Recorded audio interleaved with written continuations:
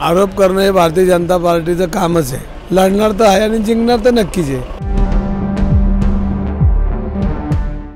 सध्या सगळीकडे लोकसभा निवडणुकांच्या रणधुमाळी सुरू झालेली आहे आणि पुण्यातून काँग्रेसचे उमेदवार शक्यता ज्यांच्यावर वर्तवली जाते ते रवींद्र दंगेकर स्वतः माझ्यासोबत आहेत। रवी भाऊ, पुण्यातून लोकसभा लढवण्यासाठी तुम्ही इच्छुक आहात आणि तुम्हाला तिकीट मिळू शकतं अशी शक्यता सगळ्यात जास्त वर्तवली जाते। कसं बघताय लोकसभा निवडणुकीकडे? बघा, माझ्या राजकीय जीवनामध्ये 30 वर्षामध्ये मी 9 निवडणुका लढवल्यात आणि निवडणुका लढवणं हे काय नवीन नाही आहे। मी माझ्या पक्षाकडे उमेदवारी मागितलेली आहे आणि जर पक्षाला वाटलं तर माझ्यासारख्या कार्यकर्ता निवडून असं वाटलं तर पक्ष मला उमेदवार देतील। पण मी एकदा उमेदवार आलो तर लढणार तर आहे आणि जिंकणार तर नक्कीच आहे। कारण सातत्यानं पुणे शहरामध्ये 30 वर्ष मी काम करतो आणि पुणेकरांची नाळ माझ्याबरोबर जोडली गेलेली आहे। मात्र भाजपकडून जे संभाव्य उमेदवार आहेत ते जगदीश मुळीक सातत्यानं तुमच्यावर आरोप करत आहेत, त्या आरोपांकडे कसं बघता?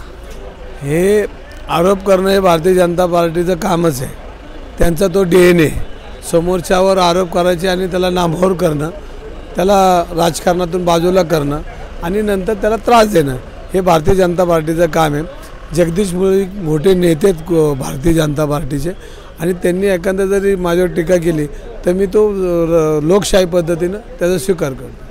भाजप आणि काँग्रेस हे उमेदवार विरोधात असतील हे कन्फर्म आहे। मात्र दुसरीकडे आता कालच अमित ठाकरे पुण्यात येऊन गेले, त्यांनी आंदोलन करून गेले, मोठं शक्ती प्रदर्शन झालं आणि अमित ठाकरेसुद्धा आता पुणे लोकसभेतून निवडणुकीच्या रिंगणात उतरण्याची शक्यता आहे। अमित ठाकरे जर निवडणुकीत उतरले तर तुमची भूमिका काय असेल? लोकशाही आहे आणि लोकशाहीमध्ये कुणी कुठं निवडणूक लढवायचं हे आपल्या देशामध्ये संविधानाने दिलेले अधिकार आहे।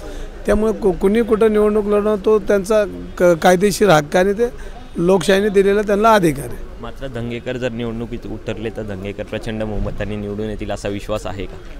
मी निवडणूक लढणार, मला पक्षाने तिकीट देतं, मी लढणार आणि जिंकणार नक्कीच। त्यामुळे पुण्यातून लोकसभा लढवण्यासाठी मी इच्छुक आहे आणि निवडणुकीच्या रिंगणात उतरलो तर जिंकणार हे सुद्धा निश्चित आहे असा विश्वास रवींद्र दंगेकर यांनी व्यक्त केला। कॅमेरामन रोहित वनकट्टेसह मी Pranav Damale, for the people news, Pune.